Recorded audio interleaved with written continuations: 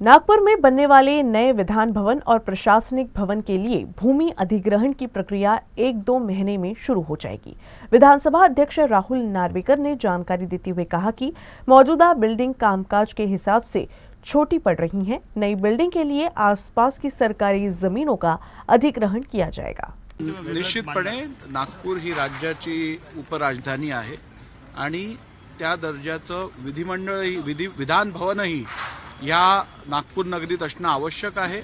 त्यामुळे आज इकडे आमच्याकडे दोन्ही सभागृहांमध्ये त्यांचा विस्तार करण्याची गरज, त्याचप्रमाणे सेंट्रल हॉल हा नागपूरमध्ये इतकी वर्ष नाही आहे, तर सेंट्रल हॉल निर्माण करायची गरज, त्याचप्रमाणे नवीन ॲडमिनिस्ट्रेटिव्ह ब्लॉक जागेची खूप कमतरता आहे, मंत्र्यांची दालनं ची कमतरता आहे, इतर ॲडमिनिस्ट्रेटिव्ह कामासाठी लागणारी कार्यालयाची कमतरता आहे। त्यामुळे येणाऱ्या काळात काही महिन्यातच आता इकडे जी शासकीय आजूबाजूला जागा आहे ती विधिमंडळाच्या कडे हस्तांतर त्याचं केलं जाईल आणि पुढच्या काही महिन्यातच नागपूरमधलं विधान भवन हे भव्य दिव्य स्वरूपात याचा विस्तार होताना आपल्याला दिसेल।